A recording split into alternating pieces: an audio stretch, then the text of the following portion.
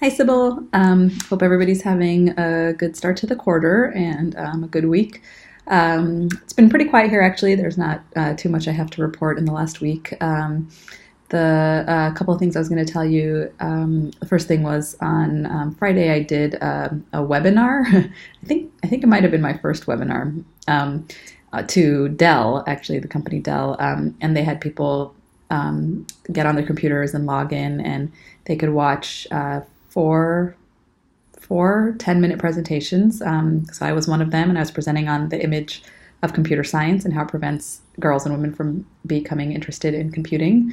And then Janet Hyde, who's a really well-known researcher who does research on gender gaps in STEM performance, math performance, for example, showing that there's no more gender gap in math performance in high school students. Joanna Good, who co-wrote a really good book called Stuck in the Shallow End about race and computing. And then Joanne, I think her name is Barth, who's a developmental psychologist who studies STEM attitudes and is doing a intervention with parents. So it was actually a really cool opportunity for me to hear the other speakers also talk about their research, and this talks fit together really nicely.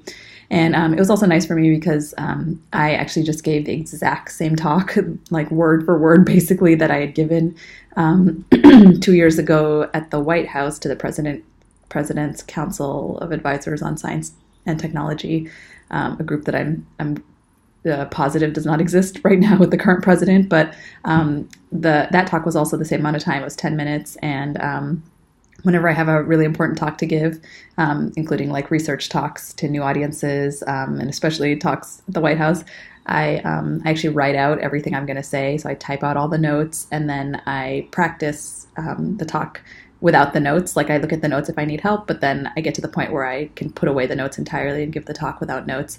But because I had that version, and I saved the original version with all the notes, so because I had that version, like a Word document with everything I was going to say, I just recycled it. I just pulled it out, printed it out, and then because it was a webinar, they couldn't see me, so I just read it. So that felt really good. I was like, oh, all that hard work I put into that talk 2 years ago, actually, I get to use it again.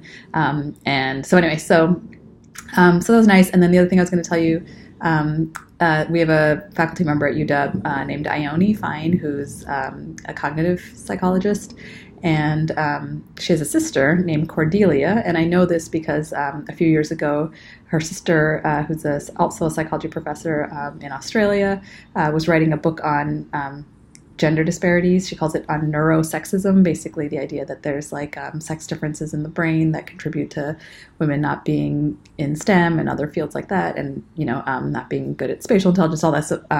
But she's trying to debunk that, and so she interviewed me, and she ended up writing about our research in her book called Delusions of Gender, which is a really, really good book. I recommend it if anybody's looking for an interesting book on how biology and gender and what the real science behind that stuff is. It's really well written, very accessible. And anyway, so she has another book out now called Testosterone Rex. And so she was here at CASBIS talking about that book. And I found out during that time that her dad is actually another fellow here who's a philosopher. So that means Ione's dad is one of my co-fellows, and I had no idea. He never mentioned it. So anyway, so it's kind of funny. So, but it was fun to finally get to meet Cordelia. I'd only talked to her on the phone, and I read a section of her new book, and it's also really good. It's about hormones. So instead of like what's going on with brain scans and stuff like that, this is about like the idea that it's hormones like testosterone that makes us different. And she basically questions all the science, or questions all the fundamental assumptions that not only that people make outside of science, but even that scientists make when they're doing this stuff. So another really good book if you're interested in gender issues. So that's all that I wanted to share with you this today, but I will see you all next week, and I hope everybody has a nice week. Bye.